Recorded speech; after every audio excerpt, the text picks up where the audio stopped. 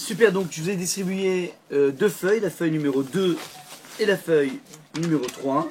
Tout le monde là, c'est bon? Par contre la feuille numéro 2, j'en ai besoin d'une autre, désolé. Pour suivre ce qu'on a dit. Alors je vous rappelle qu'on est dans l'introduction de cette méthodologie à retrouver des sensations dans la tfila. Donc c'est un petit peu le but qu'on cherche. Et on est dans ce qui s'appelle la dimension de la préparation de la tfila. Toute tfila se prépare, c'est un moment privilégié qui nous est accordé de pouvoir se, parler avec Akadosh Baruch Hu. Et donc ça demande, comme toute mitzvah qui a un enjeu majeur, ça demande une préparation essentielle. Alors on avait développé la dernière fois une nouvelle conception du concept de tfila, qui était le fait que la tfila n'est pas un moyen pour arriver à un but qui s'appelle sortir d'une impasse. Pardon, mais on avait dit que c'est exactement l'inverse, que l'impasse est là pour sécréter chez l'individu une possibilité de communiquer avec Hachem. C'est le premier point qu'on avait vu. Le deuxième point, on avait vu que le concept de tfila, c'est un concept en fait générique, qui enferme en lui 10 canaux de communication avec Hachem. C'était les fameux 10 vocables qu'on avait développés à l'époque. Et ces 10 vocables, en fait, chacun va correspondre à un état d'esprit, à une sensibilité tout à fait particulière d'un moment, durant lequel un homme peut s'adresser à Kadosh Baruch Hu avec une modalité de communication différente. Il y a des moments où on est en plein spleen, en plein stress, en pleine angoisse, et à ces moments précis correspondent à un type de tfila. Puis il y a des moments où on est beaucoup plus content, beaucoup plus heureux, et aussi à ces moments-là correspond à un certain type de tfila. Là, c'était les deux points qu'on avait vus la dernière fois. On avait vu enfin ce verset-là, donc qui est dans la page numéro 2, le chapitre numéro 3. On avait vu ce verset donc, qui dit la chose suivante: Vaïsrof et Bet Hashem. Il a mis le feu à la maison de Dieu, Vet Beit Ameler, et la maison du roi, Vet Kol Bati Yerushalayim, et toutes les maisons de Yerushalayim, Vet Kol Beit Gadol, et toute la maison, la grande maison, Sarav Baesh, il a brûlé par le feu. Il dit que ce terme Beit Gadol, cette grande maison, faisait référence évidemment au Beit Hamikdash. Donc en fait, Nebuchadnezzar qui est venu détruire le premier temple, alors il a mis tout à feu. Et le verset prend soin de déployer chacune des choses qu'il a brûlées. Et lorsqu'il parle du Beit Hamikdash, il parle du Beit Gadol. Et là-bas, on avait dit pourquoi on l'appelle Beit Gadol, la grande demeure. C'est pas tant, disent les maîtres du Talmud, parce que c'était un grand édifice, c'est surtout le fait que c'était la maison non pas grande, mais la maison de la grandeur. Et qu'est-ce qu'on entend par maison de grandeur? Alors on avait donné deux exceptions d'après le Talmud. La première, c'était le fait que c'était un endroit où on fait grandir l'étude de la Torah, le principe du Beth Hamidrash. Et là, à la limite, on comprend qu'en fait, il y a une dimension de grandir et de progression. C'est une maison dans laquelle on va, petit à petit, réussir à grandir. Donc que le Beth Hamidrash soit associé à la notion de grandeur, c'est pas gênant. Mais il y avait une deuxième exception qui était marquée dans la Gemara, qui était la suivante, que le Beit Hagadol vient indiquer ici la maison dans laquelle on fait grandir, on grandit dans la tfila. Vous avez entendu, il y a une possibilité dans la vie de grandir à partir de la tfila. Et c'est un petit peu le but de cette série de shiurim, de cours, c'est essayer de voir dans quelle mesure on peut véritablement grandir. Ouais, c'est pas un point fixe, cette tfila c'est un point fixe dans le temps, dans les mots, mais pourtant au niveau de notre épanouissement, on a une possibilité de grandir de façon majeure. Et c'est un petit peu ça qu'on vient essayer d'attraper. Donc en fait c'était un peu ça le point essentiel.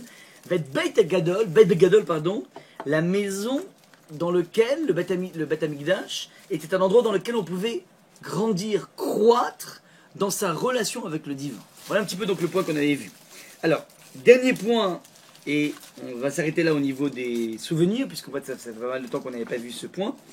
C'était ce qu'avait dit le Ramchal, lorsque le Ramchal Rabbi Moshe Chaim Luzzatto il a parlé de la tfila. Il insiste sur 3 directions de pensée. Donc on travaille là maintenant sur la kavana. La kavana, c'est l'orientation, c'est la direction de notre pensée. Il dit, si tu veux donner une portée à ta tfila, si tu veux donner une certaine teneur à ta tfila, alors il faut que tu réfléchisses à 3 dimensions, 3 axes. Les 3 axes sont les suivantes. Je Je l'ai marqué ici donc dans la feuille numéro 2, et ce qui est marqué donc dans le chapitre numéro 4, la voix du Ramchal, avant d'aborder la voix du Rambam. Alors le Ramchal dit, donc je vous ai marqué en caractère gros les trois axes sur lesquels il faut penser. Premier axe, c'est réfléchir que l'acte de prier, c'est se tenir devant un Kadosh Baruch Hu. Dit le Ramchal, Omed mamash lifnei abori yitbarach shemo venose venaten imo. Essayez de prendre quelques moments avant d'attaquer une amida, avant d'attaquer une fila, et se dire, voilà, et là il y a un enjeu.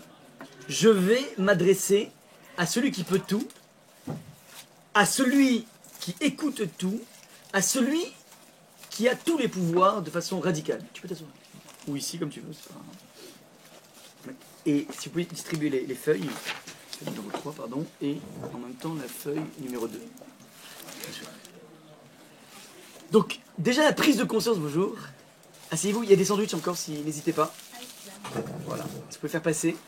Vous pouvez mettre ici sur les côtés, hein, c'est peut-être plus proche parce que là-bas il y a une sorte de méritza qui bloque, c'est dommage. Tu veux un sandwich? Non, ça va, merci. Super. Bah, au revoir. Place du roi. C'est à la droite du front. On reçoit à la fois les enseignements, mais en même temps les postillons, c'est super. Non, non, je gâche. Très bien. Donc, ouais, sans problème. Donc, trois axes de réflexion, dit le Ramchal, et le premier est essentiel. On va le retrouver même dans le Rab Chaim de Brisk, et le Rab Chaim de Brisk, dans un de ses premiers articles dans le commentaire du Rambam, va parler sur la tfila, et dans la tfila, il va dégager ici un chidouche tout à fait intéressant, le Rab Chaim de Brisk.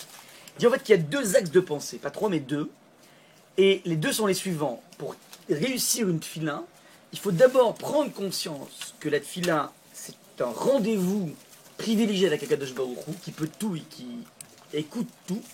Donc déjà se concentrer par rapport à ça, il y a un enjeu. Ouais, on ne rentre pas dans une fila comme on rentre dans un TGV dont les portes sont en train de se fermer. C'est dommage. Ouais, parce qu'on arrive à brûle pour point et on n'arrive pas à se concentrer. Mais si tu prends un petit moment de réflexion un petit peu avant, alors tu dis voilà, il y a un enjeu énorme. Je vais pouvoir dire à Akadosh Baruch Hu, et même si j'arrive pas à le dire, je vais exprimer quelque chose, et je vais peut-être même pleurer, je vais peut-être même, m'énerver, mais il y a quelque chose qui va sortir, j'ai un rendez-vous unique avec Akadosh Baruch Hu. Voilà un petit peu donc l'état d'esprit, premier état d'esprit. Dit le Rav de Brisk, deuxième état d'esprit, réfléchir non pas, une fois qu'on a dépassé l'étape de réaliser qu'en fait on va se tenir devant Akadosh Baruch Hu, deuxième étape, bien comprendre une chose, c'est ce qu'on dit. Ouais, on va dire des mots, et les mots méritent un examen, donc on fera en permanence, si vous le voulez, après avoir bien réfléchi sur la première dimension qui s'appelle comment épouser l'état d'esprit de la tfila, on fera une analyse de texte de la Hamida, ouais, mot à mot, essayer de comprendre pourquoi tel mot a été choisi. Et je vous rappelle, c'est assez important de comprendre que la densité du texte de la Hamida est une densité énorme, et d'autant plus grande qu'en fait elle a été écrite à peu près en moins 300, moins 400 avant Jésus. C'est-à-dire que c'est un texte qui nous vient des gens de la Grande Assemblée, on nous dira de qui il s'agit, mais ces gens qui ont écrit à cette époque ont incorporé dans le texte de la Hamida une densité infiniment plus grande que ce qu'on pourra trouver dans les textes de la Mishnah et de la Gemara. Vous savez à quel point, lorsqu'on étudie la Mishnah et la Gemara ont été écrites en plus 200 et plus 400 après Jésus, vous savez à quel point il nous faut des jours et des années et des semaines, ouais, des heures et des heures à essayer de comprendre que dit Tosfot, que dit la Gemara, quelle est l'expression, ouais. Tout ce travail de décortiquage qu'on peut faire dans le monde de l'étude de la Torah, ben sachez qu'on peut faire beaucoup plus de choses, il y a une densité beaucoup plus grande dans le texte de la Hamida. Donc on essaiera de faire suivre dans chacune des séances, une fois qu'on aura fini donc un petit peu tous les états d'esprit de la tfila, on essaiera de traduire la Hamida et essayer de comprendre qu'est-ce qu'on peut réfléchir à chacun des mots. Pour l'instant, ce qui nous intéresse, c'est la dimension de l'acte de prière. Avant de dire des mots, il y a une position devant Kadosh Baruch Hu. Donc voilà, première des choses, on a une possibilité incroyable de pouvoir s'adresser à Kadosh Baruch Hu. Il faut y réfléchir. Il faut comprendre l'enjeu de la chose. Si on n'est pas lucide sur l'enjeu de la chose, on va passer totalement à côté de la Mida. Donc premier point. Deuxième point, lorsqu'on s'approche de Kadosh Baruch Hu, il faut réfléchir à deux idées, dit le Ramchal. Le fait que Kadosh Baruch Hu, il est géant, il peut tout.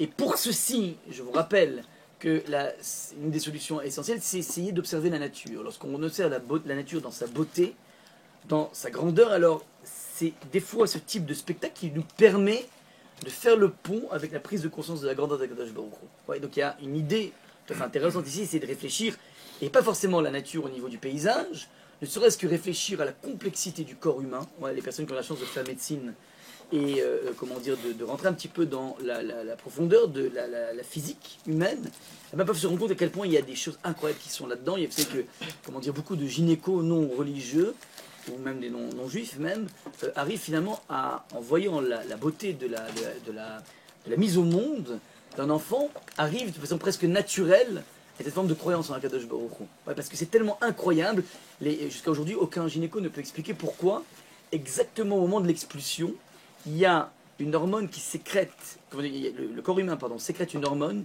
qui permet à l'enfant, lorsqu'il se présente dans sa sortie, de faire une vrille, parce qu'on sait très bien que c'est extrêmement compliqué de faire entrer la tête de l'enfant est considérée comme une sorte de cercle et qui doit sortir par une sorte d'ellipse. Eh ben, être capable de pouvoir faire pénétrer un cercle, sortir un cercle dans une ellipse, c'est très compliqué. Donc il y a une sorte comment dire, de sécrétion d'une hormone qui permet à l'enfant de vriller, et dans la vrille du cercle, qui est donc lorsque l'enfant se présente de façon bien, c'est-à-dire avec la tête, eh ben, dans cette vrille, ouais, c'est aidé par cette hormone, et personne n'arrive à savoir pourquoi exactement au moment où on en a besoin, cette hormone est sécrétée. Ouais, elle pourrait venir 5 minutes avant, 5 minutes après, ce serait trop tard. Ouais, donc il y a une sorte je vous donne un exemple, mais il y a des tonnes de miracles. Je m'inspire là, tout simplement sur le livre de Laurence Pernou. C'est le livre dans lequel que toutes les femmes ont lorsque j'attends un enfant. Et là-bas, donc, elle-même explique en fait qu'il y a quelque chose de tout à fait incroyable dans la sécrétion de cette hormone à cet instant T. Ouais. Donc voilà un petit peu l'idée. Donc observer la vie, observer le corps humain, observer la beauté de la création, donne à un individu, s'il fait ce travail, une idée de la grandeur d'Akadosh Baruch Hu. Et c'est ce type d'image qu'il faut essayer de véhiculer à ce moment-là. Au moment où on appelle les gens, on dit voilà, mais je suis devant Akadosh Baruch Hu, ça veut dire qu'il est grand, qu'il est omnipotent, omniscient. C'est quoi pour moi? Alors une personne va dire, ben voilà, ça me rappelle un peu l'immensité de ce spectacle que j'ai vu et qui m'a amené à une certaine forme de crainte naturelle. C'est ça qu'il faut essayer de véhiculer dans sa Amida, dans la préparation d'un Amida. Dernière étape qu'avait dite le Ramchal, Rabbi Moshe Chaim Luzzatto, c'est réfléchir aussi d'un côté à la grandeur de Kadosh Baruch Hu et de l'autre côté à notre aspect extrêmement bas. Le fait qu'on est petit. On est immensément petit par rapport à Kadosh Baruch Hu, et c'est pas pour déprimer qu'on fait ça. Pardon. Ça c'est l'ancien, donc je te donne le nouveau. C'est pas pour déprimer, c'est pas pour faire une phase de spleen qu'on essaie de réfléchir à notre petitesse. C'est se dire, paradoxalement, plus un individu est lucide sur sa petitesse, plus paradoxalement, eh ben, il peut s'approcher de Kadosh Baruch Hu et donc sentir un sentiment de grandeur. Il y a deux étapes ici. Tu réfléchis à quel point on est petit. Ouais, on n'est pas des gens forcément grands. On a des attitudes des fois qui sont, comment dire, pas souhaitées. Donc ça c'est la première idée, mais cette idée ne débouche pas sur une dimension déprimante. Elle débouche sur l'idée, mais c'est vrai que je suis petit, mais je suis lucide. Et paradoxalement, malgré ma petitesse, eh ben, j'ai un rendez-vous avec Kadosh Baruch Hu. Et donc, en partant de ce point de petitesse, on arrive finalement à gravir vers une proximité vers Hachem. Donc c'est un petit peu ce paradoxe incroyable, et je m'inspire ici, cette idée donc, est développée par Rav Wolbe, lorsqu'il parle du paradoxe incroyable de la fête de Tisha B'Av. Moi je dis fête parce qu'en fait, dans les lamentations de Echa, de Yirmiyahu, de Yirmiyahu, donc Yirmiyahu appelle la fête de Tisha B'Av, il la fête Moed, il crée Moed. Elle s'appelle un Moed, une fête. Alors, a priori, Tisha B'Av, c'est plutôt la Rama, c'est tout sauf la fiesta. Ouais, on est vêtu, on porte le deuil du Beth Amikdash. C'est pas spécialement sympathique comme période, on a pas le droit d'aller à la mer, il y a beaucoup de choses qu'on peut pas faire.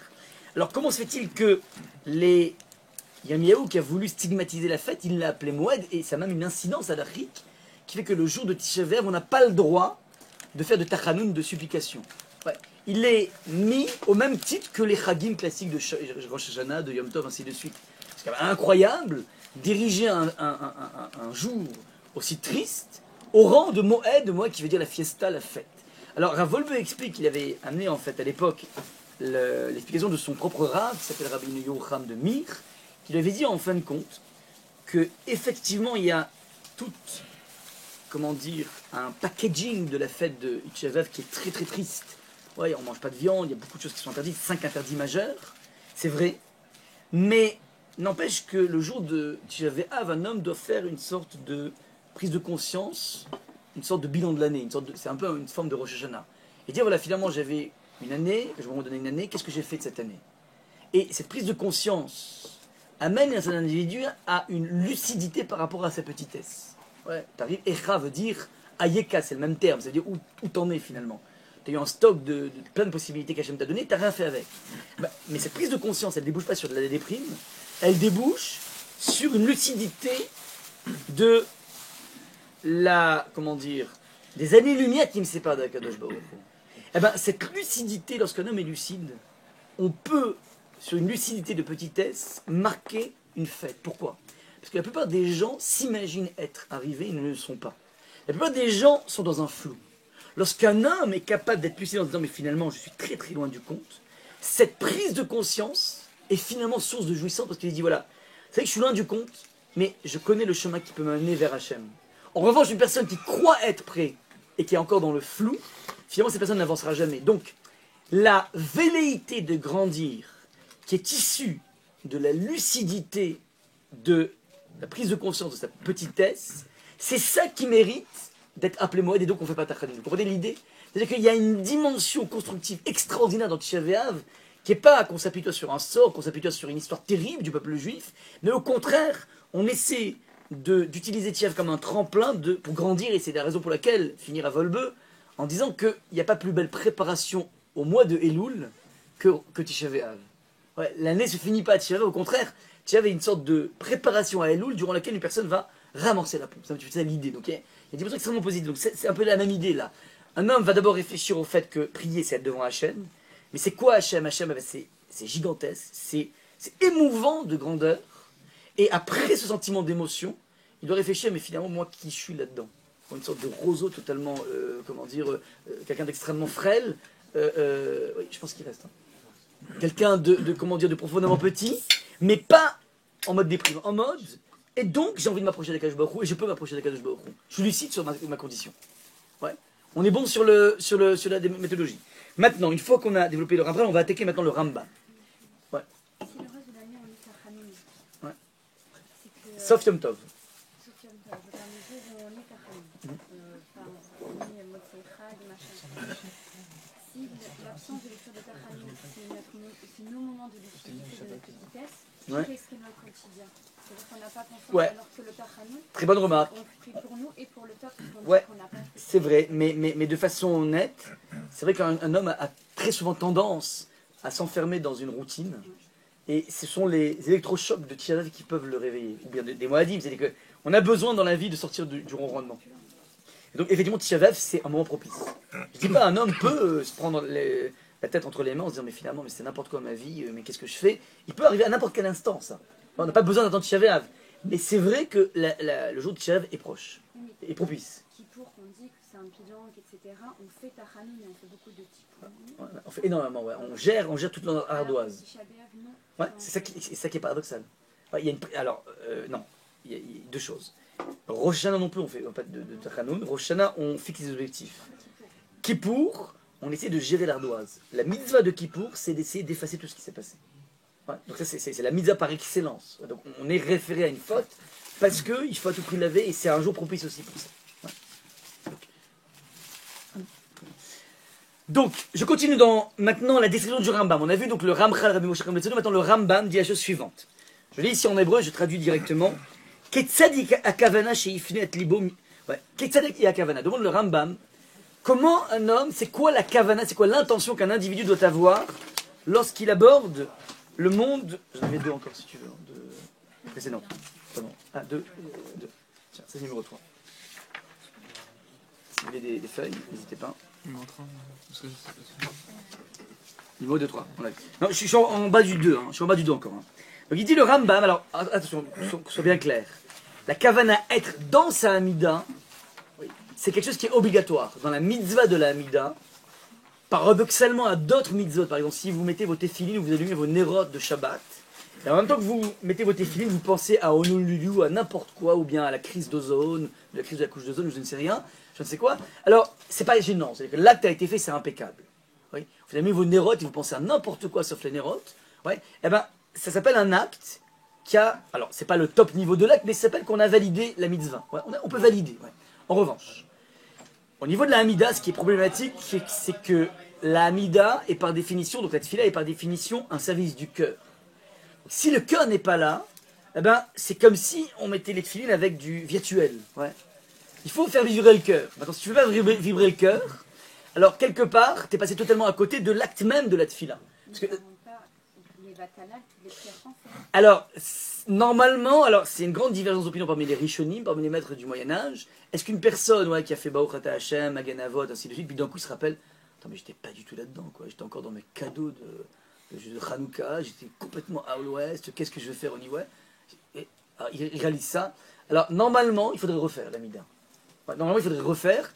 Ça, c'est ce qui sort tiré de la halakha. Maintenant, le Rama, Rabbi Moshe Isserles, va dire, mais si on commence à faire refaire une personne chaque fois qu'il oublie où il est, alors on va faire des tfilotes en continu, le mouvement perpétuel. Ouais.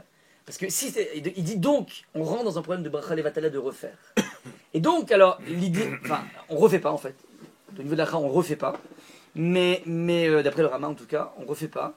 Mais il n'empêche qu'on est passé totalement à côté. Ouais, alors c'est un vrai problème. Ça veut dire que donc, en tout cas, les 3 premières brachot, et au moins la première bracha, il faut à tout près être dedans. Donc il y a un travail préalable à faire parce que c'est essentiel. Ouais. Donc il faut être dedans. Et c'est quoi être dedans? C'est dire voilà, je suis en train de parler à quelque chose de même si je ne comprends pas forcément bien ce que je suis en train de dire, chacun des mots, mais je suis dans un acte, je suis devant un Kadosh Baruch Hu. Cette pensée, elle est absolument rédhibitoire. Pardon. Donc ça c'est ce que disait le Rambam. Maintenant, je suis dans le Rambam. Ketzad yakavana shifni at libo, et le Rambam il est dans les halachot. Ouais, c'est un juriste, le Rambam. Il écrit, il te dit comment tu dois faire la halakha, même il pourrait nous dire comment je dois mettre mes tefilines, où je dois les mettre. Il te dit comment tu fais ton acte de tefila. Ketzad yakavana shifni at libo mikol hamarchavot. Un homme doit tourner son esprit de toutes les autres pensées. Et il doit se voir comme s'il était devant la shrina. Leficha, dit le Rambam, c'est la raison pour laquelle, puisque c'est ça l'enjeu, se voir comme s'il était devant la shrina, c'est la raison pour laquelle Tsarilishev me'at kodem atfila. Un homme doit s'asseoir, se poser, me'at kodem atfila, un petit peu avant la tfila, kedé le kavem et libo, pour orienter sa pensée, son cœur, et ce n'est qu'après qu'il a pu se poser, comme je vous ai dit, on ne rentre pas dans une fila comme on rentre dans un TGV, quand on est en retard, ouais, il faut prendre le temps. Alors, entre parenthèses, en général, chacune de nos amidot est toujours initiée par plein de choses. Notamment le matin, on a tout ce qu'on appelle les psuké des ibra, donc c'est ce qu'on appelle une sorte de mise en forme. Ouais, on fait une sorte de petite course de fond avant d'attaquer la tfila. C'est ça le principe de tout ce qui est avant la tfila, avant la amida. Maintenant, on a à Mincha au moins un ashré, c'est le moment justement pour s'asseoir, pour réfléchir, pour dire voilà, maintenant je vais attaquer une tfila, je vais être devant la Kadosh Baruch Hu. Et si on ne prend pas ce temps dont parle le Rambam, bah, quelque part on a toutes les chances de passer totalement à côté. Ouais. C'est très dur d'initier quelque chose en plein milieu de la proximité des Kadosh Baruch Hu. Ouais, on n'arrive pas, c'est-à-dire que le courant ne passe pas parce qu'on ne s'est pas préparé. Ouais, ça demande une préparation, on est tous des athlètes ici, donc il faut se préparer comme tous les athlètes du monde. Quoi. Alors, un homme doit ensuite prier benachat en tranquillité ou betachanonim en supplication. C'est pas antinomique. Nachat, ça veut dire être serein. Et on peut être tout à fait serein et en même temps supplier à Kadosh Baruch Hu.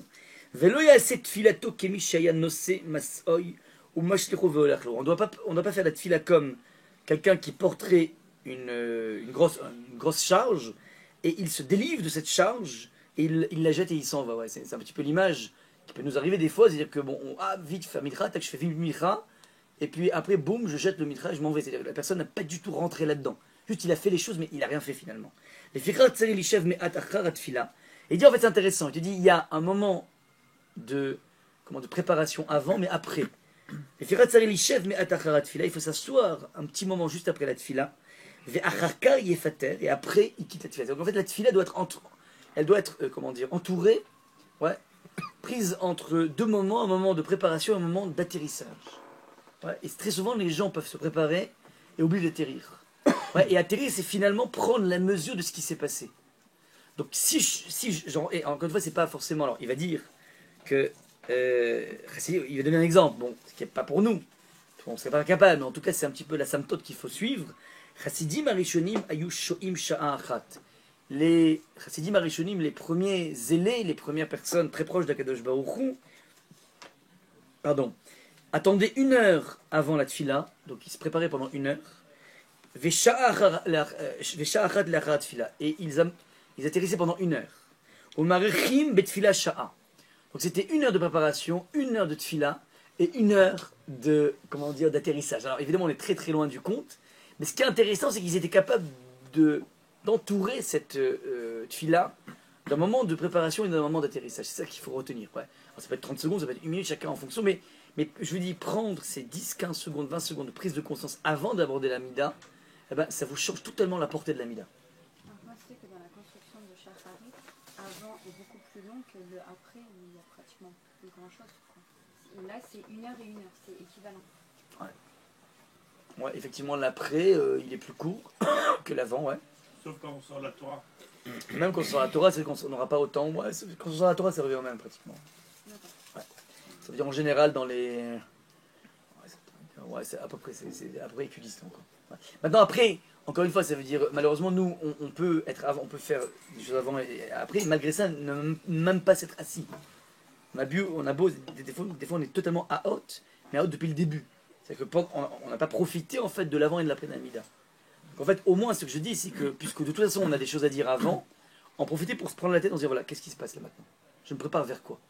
Ouais. Parce qu'il y a des Imra, parce que les Imra, ce sont tous les Teilim qu'on lit entre Baruch Shamar et le Yotzer et les brachot du Shema. Alors ce sont des, parce que des Imra, le Chazonish, il dit les Amer. Zimra, c'est un vocable de, comment dire, de chanter, quelque chose qui est chanté, donc c'est une expression harmonieuse dans notre relation avec Hachem, premier point. Mais deuxième point, l'Izmor en araméen, ça veut dire élaguer. Ouais, élaguer, c'est lorsque vous élaguez des arbres parce que vous voulez qu'il y ait une pousse beaucoup plus forte.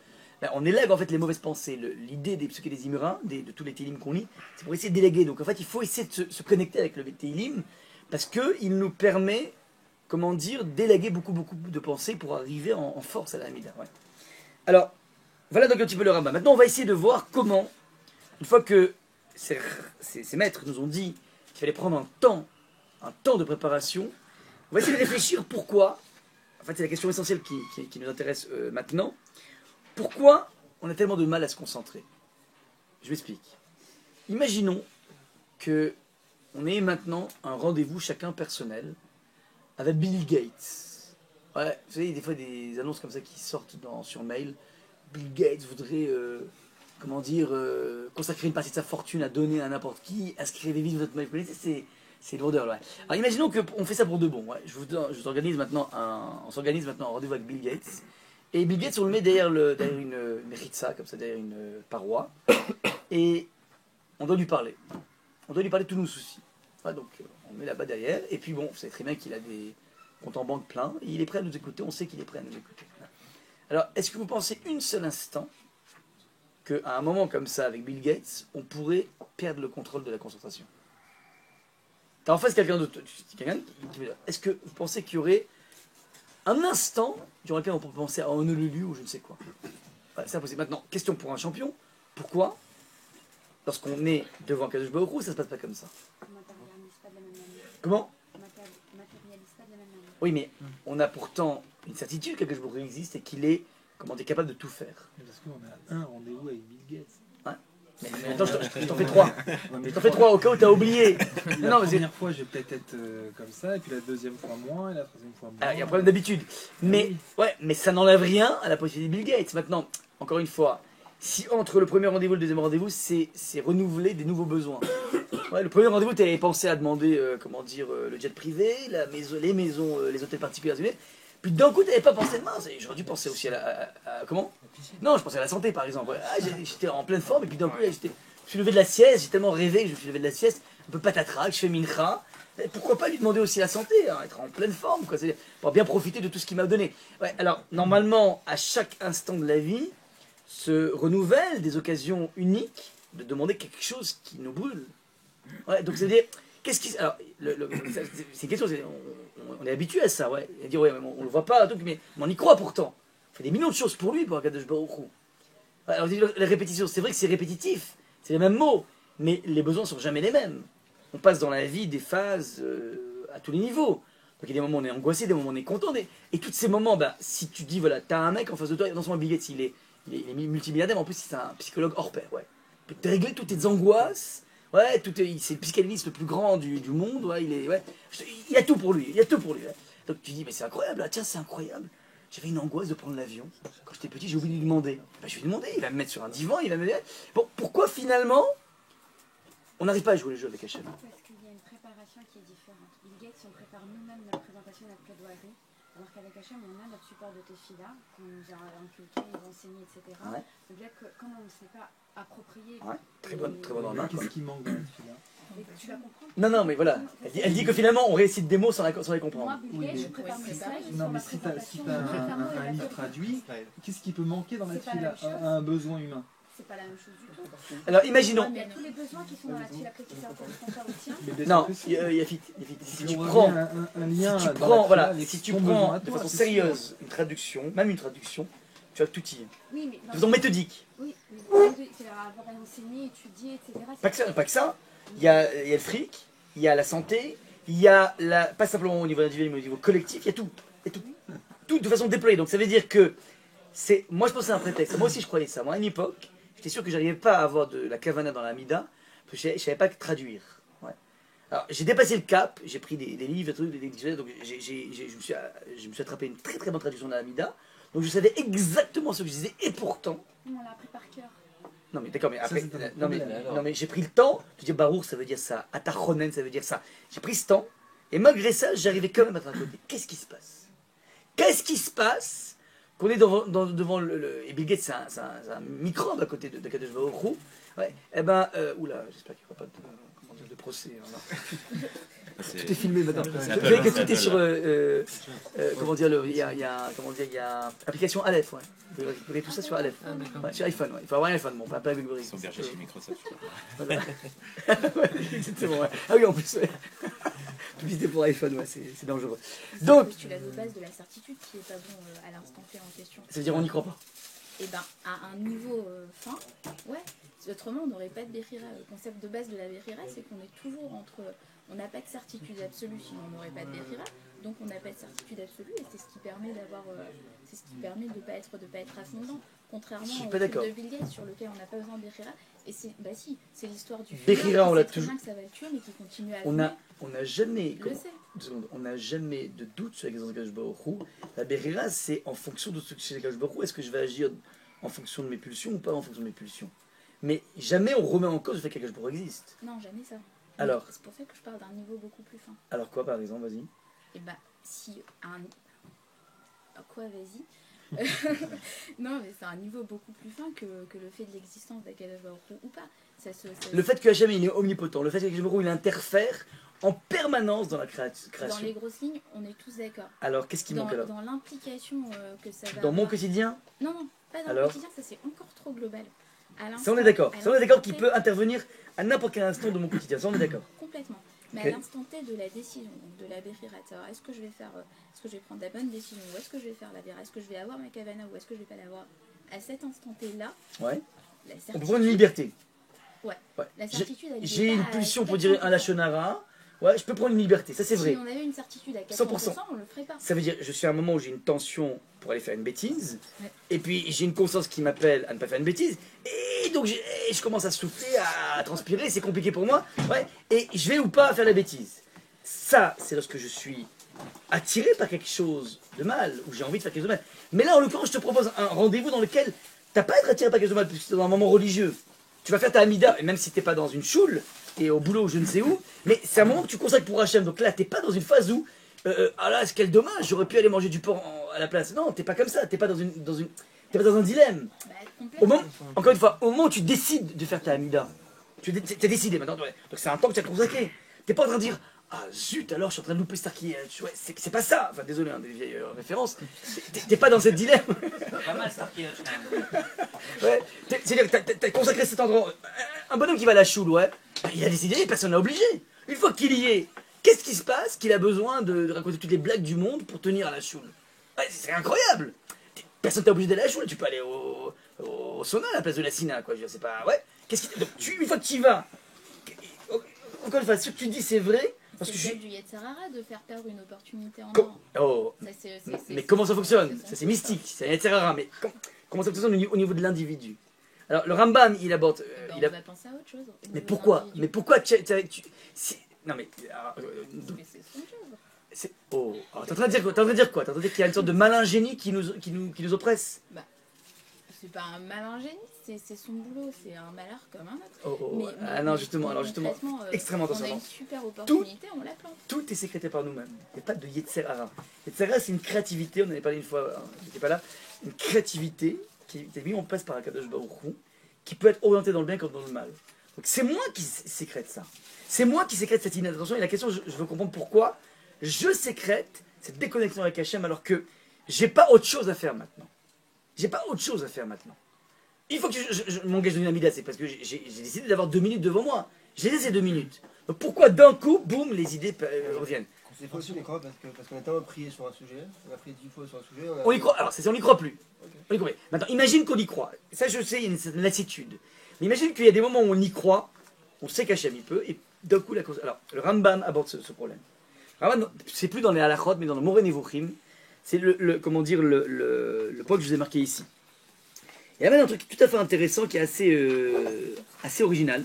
Donc c'est la feuille numéro 3. On est ici, à ce niveau-là, Moreh Nevuchim. Vous voyez, en hébreu. J'en ai encore peut-être. Est-ce que j'en ai? Non, j'en ai plus. Partagez ensemble, voilà. Alors, dit le Rambam dans le Moreh Nevuchim, le guide des égarés. Allo bi'arti lecha. Voici que je t'ai expliqué. Chez Zéa Sechel Asher Shefa Alenu, Asher Shefa Alenu, Mi Hashem Itale, que ce Sechel, notre cerveau, notre intelligence, qui est un Shefa, c'est-à-dire une onde, c'est pas une abondance, c'est quelque chose qui a été donné par un Kadosh Baruch Hu, Mi Hashem Itale. Donc c'est une sorte de, oh là là, Shefa. Oui, mais abondance, c'est pas dans le sens de l'abondance, c'est un flux. C'est un flux. C'est un flux qui a été donné par Akadosh Baruch Hu. Ou Adavouk Asher Beinenu ou Beino. Il dit, la seule chose qui peut jouer le rôle de liant entre l'homme et Akadosh Baruch Hu, c'est le cerveau. Il n'a pas dit le cœur, il a dit le cerveau. Le cerveau, c'est ça qui te permet la proximité avec Hachem. Vareshut Netuna Lecha, et tu as toute la liberté. Im tirtse si tu veux, les chazek adibuk azé ta'ase, de renforcer ce lien par le biais de ton activité cérébrale. Si tu veux, tu le peux. Veim tirtse la chlichou, et si tu as envie d'amenuiser ce lien de proximité avec Akadosh Baruch Hu, toujours au niveau cérébral, me'at, un petit peu me'at, ad shetafsekeu ta'ase, jusqu'à ce que tu le rompes, tu peux le faire. On a une faculté avec notre cerveau de créer un lien, de renforcer ce lien. Enfin, le cerveau en soi, c'est un lien avec Hachem. Ouais, d'ailleurs, c'est intéressant que Baruch Hu a fait l'homme à son image, qui Betzelmenu, qui Dmoutenu, et Rashi traduit à son image les havin ou les haskil. Rashi, lorsqu'il dit qu'on est à l'image de Dieu, ça veut dire qu'on a une faculté, les havin ou les haskil, de comprendre et de conceptualiser. C'est-à-dire, le point de ressemblance, ce n'est pas une question d'image, c'est le fait qu'on a une faculté de réfléchir et de conceptualiser. C'est ça, en fait, la partie divine qui est en nous. Contrairement aux animaux. Contrairement aux animaux, exactement, qui n'ont pas cette faculté, ils ont de la mémoire, ils ont beaucoup de choses, mais ils n'ont pas cette faculté à la fois de comprendre, ils peuvent comprendre les animaux, ils ne peuvent pas conceptualiser, ils ne peuvent pas théoriser. Il n'y a pas une théorie animale, ouais, à part Darwin. Mais comment dire, le hiatus est le suivant. Donc, on a, c'est intéressant, il ne parle pas du cœur, hein, il ne parle pas du cœur. Tout se passe au niveau du cerveau. Et, et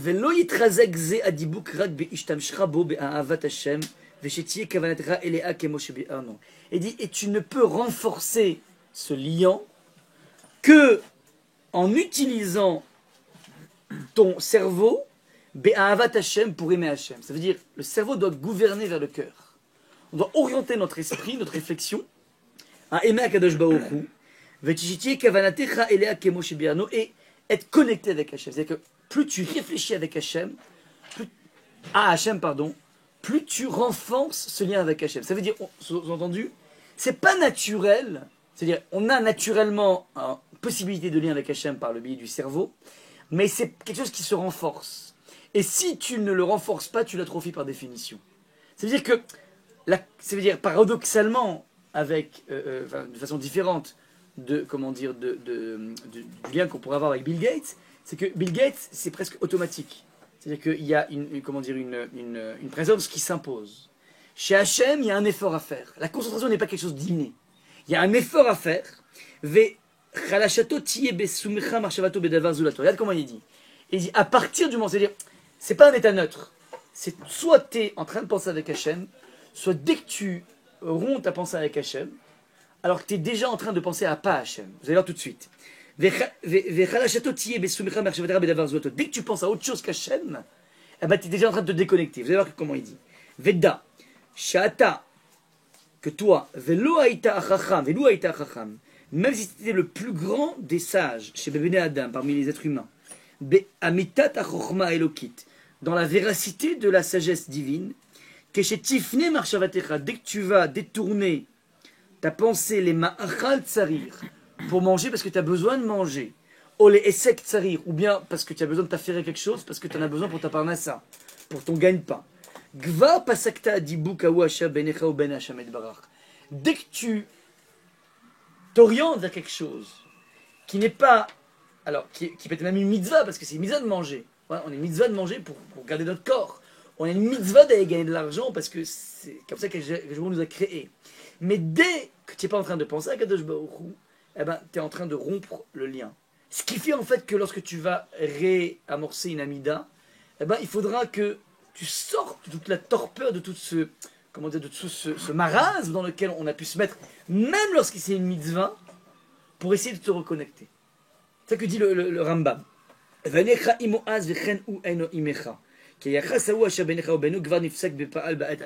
dit en fait c'est un système qui est, comment dire, qui est symétrique. C'est de la même façon que toi tu vas qu'à tes occupations, dans lequel tu te déconnectes par définition de Kadosh Baruch Hu, de la même façon Kadosh Baruch Hu, comment dire, se décale de toi. Et donc il y a ensuite un énorme chemin à parcourir pour que c'est pas quand toi tu veux Kadosh Baruch Hu vient ici, c'est pas comme ça. Il faut que tu puisses te reconcentrer par. Et c'est en fait c'est toute l'idée de la méthodologie de se concentrer avant la tfila, parce que tout n'est pas immédiat. Ouais. Puisqu'on a vaqué par définition à d'autres occupations, alors c'est pas possible d'un coup de recréer ce lien, étant donné qu'il dépend d'une concentration préalable. Vous comprenez le lien que dit le Rambam. Donc voilà pourquoi, comment dire, on a tellement de mal, nous, alors qu'on est persuadé de la présence de Kadosh Baruch Hu, on est persuadé qu'il est capable de faire des miracles dans notre vie, à interférer de façon majeure dans notre vie. Qu'est-ce qui bloque ici? C'est que, alors, je ne suis pas en train de dire qu'on ne peut pas faire d'autres occupations, mais je dis qu'il faut être lucide au moins. Que lorsqu'on n'est pas dans une réflexion par rapport à Kadosh Baruch Hu, et encore une fois, les réflexions, elles sont extrêmement larges. C'est pas simplement une Gemara, un Tosfot, c'est aussi réfléchir, par exemple, à la beauté de la création, c'est réfléchir à qu'est-ce que Hachem attend de moi. C'est toutes ces choses, on peut se les poser aussi dans le business. Moi, je peux être dans le boulot, en plein milieu d'une procédure informatique, ou en plein milieu d'un trading à la bourse, ouais, et me dire, mais finalement, qu'est-ce qu'Hachem attend de moi? C'est-à-dire, c'est pas parce que je suis dans un univers qui n'est pas la choule ou un bâté midrash, que pour autant je ne peux pas drainer à l'intérieur de cet univers des émotions, des sensations, des connaissances qui me permettent de garder un lien avec Kadosh Baruch Hu. Ouais. Rester juste dans le business, ben c'est ça finalement, rester avec Hachem dans le business. Vous comprenez l'idée? Donc en fait, je ne suis pas en train de dire que dès qu'on va casser quelque chose, c'est foutu, non, c'est pas foutu. Si, ça veut dire, ton métier t'oblige à totalement évacuer Hachem de ta pensée, alors là il y a un problème. En revanche, si toi tu as la faculté en même temps que ton boulot de toujours se dire, mais voilà, je suis en train de faire des choses parce que je me veux, c'est la raison d'Hachem, et c'est un petit peu, je m'inscris dans une filiation, je m'inscris dans une histoire, bref, toutes ces pensées qu'on peut avoir au moment même du business, du boulot, eh ben, sont des pensées qui me permettent de maintenir le lien. Ouais, c'est un petit peu ça l'idée. Ouais. Donc voilà un petit peu donc comment le Moré d'Evrim veut percer ce mystère de cette déconnexion vis-à-vis d'Hachem alors qu'on est persuadé qu'il peut tout. C'est parce que en fait, tant que tu n'as pas orienté ton cerveau dans une perspective de recherche d'Akadosh Baruch Hu, la da'at et taboré, comme ça dirait le Rambam, de connaître le Boré, le créateur du monde, et bien quelque part, tu es en phase de déconnexion. Ouais. C'est clair? Alors, maintenant, l'incidence, on finira là-dessus, c'est l'incidence au niveau de la halakha. Je vous ai marqué ici le Shulchan Aruch. Itpalel, ouais, par rapport à ce qu'on va refaire ou pas, le Mishnah en parle. Donc, comment dire, ce qui est marqué en hébreu, en caractère gras, c'est le vocable du Shulchan Aruch.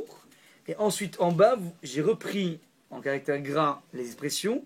et qui sont commentés par le Mishnah Bora. Le Mishnah Bora, c'est le fameux Chafetz Chaim, qui a écrit un commentaire qui a pris 23 ans sur une partie du Shulchan Aruch. Alors, il dit la chose suivante, donc je relis le Shulchan Aruch, et le Shulchan Aruch parle de la façon dont on doit faire, de façon radicale, la tfila. Itpalel derer tachanonim. Un homme devra faire une tfila, un homme, une femme devra faire une tfila tachanonim de façon suppliante. Kerash amevakesh bepetar, comme un pauvre qui frappe à la porte. Lorsqu'on vient frapper un pauvre vient frapper à la porte pour demander de l'argent, eh ben on doit être dans cette même modalité. On vient frapper à la porte d'Akadosh Baruch Hu. Ou benachat, c'est pas de façon affolée ou de façon, comment dire, complètement hystérique. On le fait de façon benachat. Veshelo tiré alav kemasa. Troisième chose, il faut pas que ce soit, il faut pas que, en fait, on ait l'air d'avoir ça comme une sorte de massa, de charge qu'on met vakesh lipatem imena. On veut vite s'en sortir, vite sans se débarrasser des achats. Donc voilà un petit peu les trois choses que dit le Shulchan Aruch, Rabbi Yosef Karo, au XVIe siècle. Il dit que donc on doit être comme quelqu'un qui tape à la porte, mais de façon sereine, ouais, pas de façon hystérique. Et deuxième chose, faut surtout pas qu'on ait l'impression de se débarrasser de cette amida. Alors, commentaire du Mishnah Bora. Comme un pauvre qui tape à la porte. Ou benachat. Ou inen echad, dit c'est une première kavana. Verotzelomar, dit le Mishnah Bora. Chez Yomra benachat, il la dira benachat de façon posée. Belachon tachanonim, avec une expression de supplication. Kemishi mevakesh rachamim alatzmo, comme un homme comme quelqu'un qui demande miséricorde sur lui-même. Veyasim al libo she'en beyad shum nivra malach au mazal au kochav, et il gravera dans son cœur de façon radicale qu'il n'est dans les mains, il n'est du ressort d'aucune créature, d'aucun ange, d'aucune mazal, d'aucune étoile ou constellation, les malot chez Elato, de remplir sa requête qui imberetsono idbarach, que la seule personne au monde qui peut gérer cette chose n'est ni un avocat, ni un médecin, ni quiconque, mais il n'y a que Hachem. Et c'est ça le travail essentiel à faire, de se convaincre de dire voilà, il n'y a que toi qui peux. Ouais, c'est un point assez essentiel dans la tfila. Kemassa, donc première chose, il faut avoir cette supplication d'Akadosh Baruch Hu. Deuxième chose, ne pas se débarrasser de la mida. Pirouche, afapi chez Omra belashon tachanonim, imeino marchev kemoshe tsarir, davar uba levakesh milifnei amelech, et là chez mitpalel mipnei achiyuv. Donc une personne qui ne fait pas de façon suppliante, mais veut dire les mots juste pour se débarrasser, pour s'acquitter de son devoir. Et non nachon, c'est pas bien, c'est pas comme ça. Ou mais hot sariliza, il faut faire très attention à ça. Mais comme Bedieved a filou imlo amra, et dit le Mishnah Bora, mais si il n'a pas réussi à avoir cette kavana, à faire ce qui s'appelle l'essence même de la tfila, il n'a pas réussi à avoir un minimum de supplication dans son propos, lo yarzo veitpalel, ouais, il ne pourra pas refaire la Hamida. Donc il a perdu. Ouais, c'est perdu, on n'a pas le droit de refaire, bien que d'après certains, il faudrait oui refaire, mais bon, le Mishnah Bora a tranché. Donc en fait, voilà un petit peu l'idée, on finit là-dessus. L'idée, c'est que l'essentiel de la tfila, c'est une pensée vis-à-vis d'Akadosh Baruch Hu dans laquelle on supplie Akadosh Baruch Hu, c'est l'essentiel de la tfila. Et ça ne peut se sécréter que si on a pris le soin, à la fois, dit le Rambam, de se préparer un petit peu avant et un petit peu après. Ouais, parce que lorsque tu prends un petit peu de temps après, alors tu prends la mesure exacte de ce qui s'est passé. Et tu pourras donc pour la prochaine Amida améliorer les choses. Ouais, ce n'est qu'après, en faisant une sorte de débrief de ta Amida, eh ben, que tu vas pouvoir te dire mais finalement bon là c'est dommage, là j'ai raté ça, j'aurais pu être plus convaincant. Et plus un individu avance dans ce sens, plus je peux vous dire que s'ouvre devant lui des horizons extraordinaires. Ouais, il y a énormément de choses qui tout est sécrété par la tfila. On avait vu que c'était la clé du monde. Il n'y a rien qui se passe dans le monde sans la puissance de la tfila. C'est un petit peu ça pour lequel il faut essayer de bien travailler là-dedans. Voilà. Je vous souhaite une bonne semaine, à la semaine prochaine. Maintenant, on pourra donc directement embrayer sur un premier vocable de la tfila qui s'appelle Betsira, Betsarli Ekra Hashem. Dans mon étroite thèse, j'ai appelé Hashem, on essaie d'expliquer donc ce premier vocable de Betsara.